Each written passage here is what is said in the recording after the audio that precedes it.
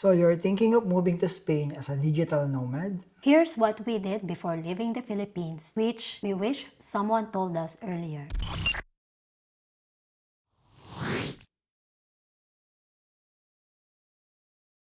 Okay, first thing we did is we booked an Airbnb. Nag-book kami ng Airbnb for 1 month because we know na hindi ganong kadali makakuha ng long-term apartment sa Spain. We planned na magstay muna sa Airbnb for 1 month and it helped us during the process ng paghahanap namin ng apartment. From the Philippines pa lang, ginawa na namin yon. At least a month before kami dumating sa Spain. Mas advance mo siyang may book, I think mas mura. Of course, importante din yung timing. Summer and some festivals, of course, mas mahal yung Airbnb. Kami napatapat na March yung flight namin.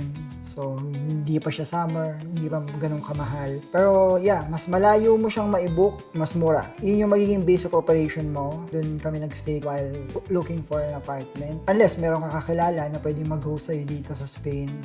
That's better. Kami kasi wala eh. Another thing to consider, of course, kung saang cities kayo mag-stay. Yes, first and foremost. Yung mga malalaking cities, expect nyo na medyo mas mahirap at mas matagal makakuha ng apartment or long-term apartment. First thing, 1 month muna. Kapag kinulang pa din, pwede kayong mag-book ulit ng additional days if wala pa rin kayong makuha. Yun ay kung available pa yung Airbnb.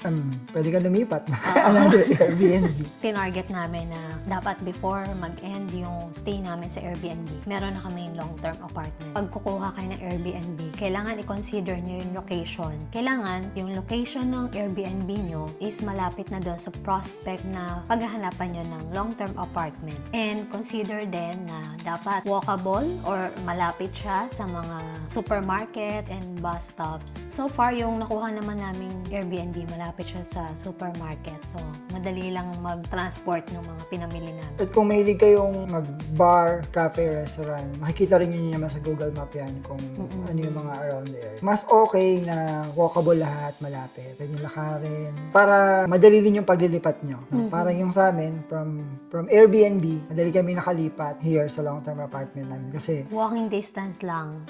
ayun, mas maganda na yung magiging base of operation nyo pa rin, yung Airbnb nyo. Yung madali kayo makakapag-explore kasi dapat mapamiliarize kayo sa area kasi doon kayo mag-i-stay eventually.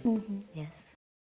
Next thing, kailangan niya ng data. Bago kayo dito sa Spain, kung hindi ka pa kayo makakakuha ng local mobile number nila, agad-agad. From the Philippines pa lang, pwede na kayong mag-subscribe for an eSIM or data plan. Marami namang available na magagamit. Personally, ang madalas na ginagamit namin pag lumalabas kami ng Pilipinas, pupunta kami ibang bansa, kailangan namin ng data sa phone namin is Airelo. So marami ditong pagpipilian. Pwede nyong piliin kung anong country. Halimbawa, kung pupunta kayo ng Spain, meron din siyang mapipili doon na data for ilang days. So, good thing to kasi halimbawa, kailangan yung gumala or mag-explore sa area and wala kayong makunika na Wi-Fi. So, via phone, gagamit niyo yung social media nyo. Google Maps, Maps. yan ang importante. Yan, Google Maps. So far, sa lahat ng pinuntahan namin ng mga bansa like Japan, Korea, we've been using Airelo. reliable naman siya. Wala siyang weak spot something. Oo. So, kahit na kami magpunta, Okay ang signal niya. we'll link sa video na to para makakuha kayo ng mga promo and discounts. Yes. Okay, next. This is optional, but of course, recommended din namin na magkaroon kayo ng VPN, Virtual Private Network. Personally, ang ginagamit namin ay NordVPN. Ginagamit namin to madalas pag nasa ibang bansa din kami. For example, kailangan mong kumonek sa mga public Wi-Fi. Like sa airport. Yeah, airport. Restaurants. Usually, sa ibang bansa, like nasa Japan kami or Korea, may mga Wi-Fi sa park or sa McDo, may Wi-Fi. Pag gusto mong kumonek sa mga yon, just to be sure, no? Kasi para encrypted yung data nyo, secure yung mga data nyo sa phone nyo or sa laptop, pag gumagamit kami ng VPN. Isa pa palang gamit ng VPN, helpful din sa amin, or lalo sa inyo na kung mahilig kayo mag-travel, is magagamit nyo to kapag mahilig kayo manood ng movie or like Netflix. Kasi kung hindi available sa bansa na yun yung favorite movie mo or favorite series mo, like, Use the VPN. use the VPN. Like for example, yung Netflix sa Pilipinas, siguro mga 1/4 lang yung palabas dyan. Pag kumonek ka sa Netflix US, for example, marami kang mapapanood na palabas na hindi available sa Netflix Philippines. So, another thing na pinihanda na rin namin sa Pilipinas kami is create kami ng account sa Wise. Free naman to, walang bayad yung Wise. Ano ba yung gamit ng Wise? Siya yung pinakamurang way so far na alam namin kapag magta-transfer ka internationally ng money. So, mas mura pa nga siya compared sa PayPal. At madali. Wise to GCash, GCash to Wise, or Wise to any bank account sa Pilipinas.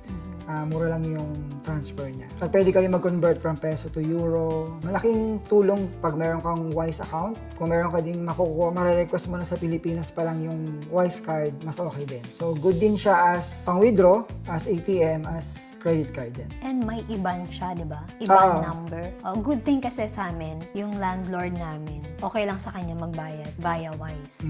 So, we don't need any Spanish bank account, although meron kami. So, gamit na gamit namin yung Wise. Yes. So, pwede rin naman, from Wise, mag-transfer ka sa bank account mo dito sa Spain. So, pwede rin yan. Pwede rin kasi yung Wise pang-bayad at pang-send at pang-receive ng money. Yes. So, sobrang useful ng Wise dito sa amin. Yes. So far, Maganda sa Pilipinas, naset mo na yan, including yung app, pati yung card. Next important things na ginawa namin nang nasa Philippines pa lang kami is pinail namin yung mga documents namin. So, meron kaming dalang hard copies ng visa namin, lahat ng mga requirements namin, important documents like diploma, marriage certificate, birth certificate, and meron din kami mga extra copies nun.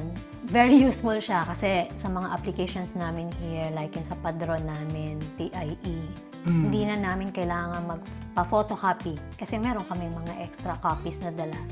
And bukod dun sa mga hard copies, meron din kaming digital copy. So, in-scan namin yon. Even yung mga PDF files namin, nakasave siya sa Google Drive namin. In case na kailanganin, madali siyang makita. Meron din kaming nakasave sa hard disk namin for convenience ng pag-access. It's good na meron ka laging hard copy and digital copy. Para in case kailanganin mo, kailangan mo isend via email, or kailangan mo magpasa ng physical copy or print copy, meron kami agad.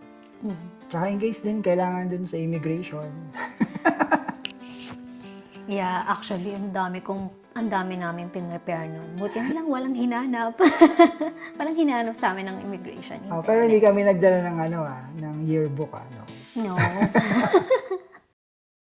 So, next, part ng research namin, yung pag-join sa mga FB groups, pagbabasa ng mga Reddit forums, ganyan. So, kasi, syempre, gusto naming ma-orient, gusto naming malaman ahead ba yung mga kakaharapin namin pagdating namin dito sa Spain. Kasi we learn from their experiences din. So far, ganun ang ginagawa namin. Pag may concern kami, may tanong, isa-search lang namin doon sa FB group, titingnan namin kung meron ng existing na discussion regarding that. Mahilig kasi ako magbasa. Mga reviews ng ibang tao, yung mga i-share nilang experiences nila. So, very helpful. During that time na nagre-research kami about sa Digital Nomad Visa dito sa Spain for Filipinos. So lang vlogger, nagdi-discuss tungkol dito. So that's why, isa sa mga inspiration din namin, sa amin na i-vlog namin to. Nag-push.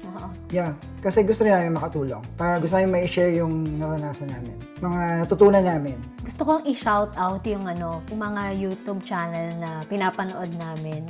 Although they are not under the Digital Nomad Visa, under sila ng NLV Everything is Bofo and Days We Spend. Yeah, yan yung mga pinapanood namin. Although sila ay based sa Valencia, si Everything... Valencia and Orense. Yun, wala sa Oviedo. So, sabi namin, pag nandun na tayo sa Oviedo, mag-vlog din tayo. Hopefully, nakakatulong kami somehow. Learn basic Spanish. Sa Philippines pa lang, hindi pa ata pinaprocess yung DNV natin. Meron na tayong Duolingo Tapos, nag-subscribe kami sa yung nagbibigay ng mga free PDF file ng mga basic Spanish. Pa-practice na kami. Pilipinas pa lang. Basic phrases for Spanish. Hindi pa alam ng families namin yung plan namin na yon.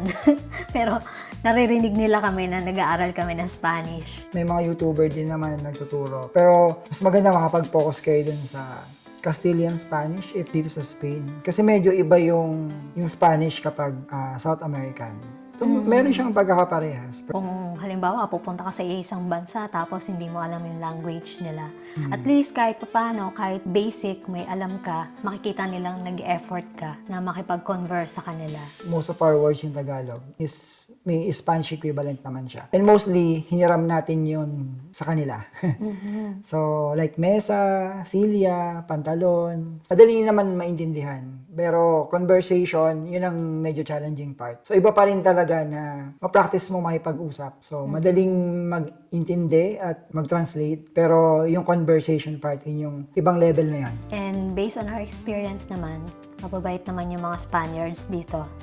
Kahit na hindi pa kami masyadong magaling conversational pagdating sa Spanish language.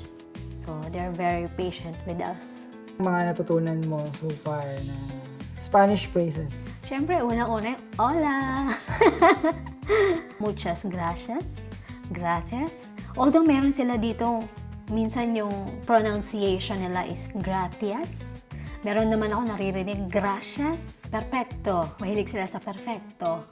Claro. Claro. Vale. Vale is okay, right? Yeah. Vale. Vamos. Vamos is let's go. Let's go. Dahil palagi ako naiihi. Ano yun? Donde está el baño?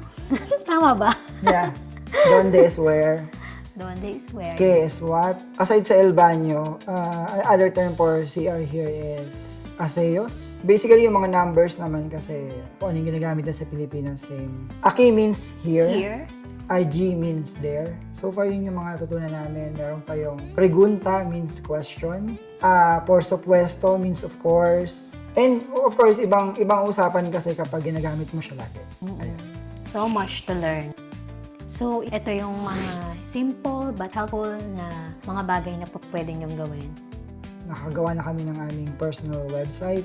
So, link here in the description din. So, maraming salamat again for supporting us. To help you further, if you're also planning to go to Spain as digital nomad, we also recommend to check out our digital book guide named Spain DNV Starter Kit. We created the Spain DNV Starter Kit to help you take your first real steps toward becoming a digital nomad in Spain. So, as Filipinos who already made the move, we know how confusing and overwhelming it can be. So we made this easy for you to follow. Got more questions? Drop it in the comment section below. For more contents like this, Please like, share, and subscribe. see you in our next adventure. Hasta luego! See you in Spain!